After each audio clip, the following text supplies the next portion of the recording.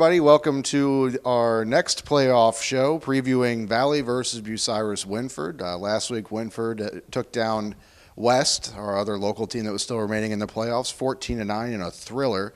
Now they look to take down their second straight SOC team in 2 weeks. What can you tell me about this game, Cody?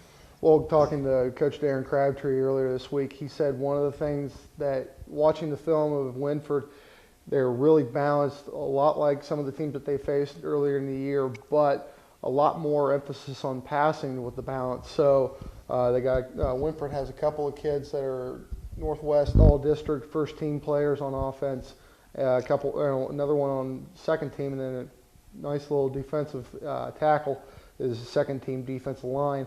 But with the way the Valley was playing last week, the way I watched them play against Ashland Crestview, they looked very good. And one of the keys that Coach Crabtree had talked about earlier in the week was making sure that they limited turnovers.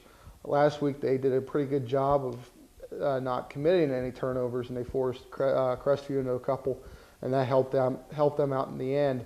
Also, having a guy like Luke Keller in the backfield, I'll tell you what, if you guys weren't at that game last week, he threw one of probably the most devastating stiff arms I've seen in a long time.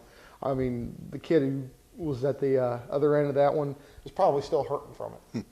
Well, I talked to Bucyrus Wynford coach Travis Moyer earlier on, and he said he needs to get 11 hats to Keller in order to slow him down, and sound tackling is going to be the key for them. And that's the understatement of the century. Keller's the best player out of this region, and I'm sure they'll lean plenty on him to lead the way for the Indians. Now, what can you tell me about Wynford and their passing attack? Who's leading the way there? I know they have a couple of guys. The quarterback's very good, and they have a couple of wide receivers and tight ends that are pretty well off too. The Raw kid is the wide receiver, second team all district. The first team tight end, I'm trying to remember, you were at the game. Butler. He was. That's another kid that they're going to be relying on pretty well with the offensive system they have there at Wynford. So it's going to be fun to see how Valley's defense stacks up against this Royals offense. This is actually, and also the way that this is going to be tomorrow or Friday night with how the Valley offense against the Bucyrus Wynford defense. Wynford hasn't allowed more than 14 points or allowed more than 20 points in a ball game this year. So that's a big key. They've only allowed 20 points once. A couple of times they allowed 14 and 13, but for the most part it was mostly in single digits, while everybody knows here how much Valley loves to go in and put the points up on the board. And one key going in from past experience, talking to Coach Crabtree earlier this week, was making sure to get off to a fast start. Back in 2005, when this one of the Valley teams that went to the regional finals played against Centerburg, they were down 26-0. They had to come back, and they ended up losing 26-21.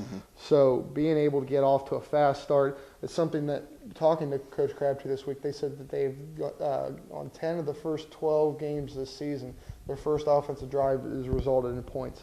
So getting off to that quick start, getting first points on the board, and making sure that Wynford has to come back and retaliate is a big key in Friday night's game.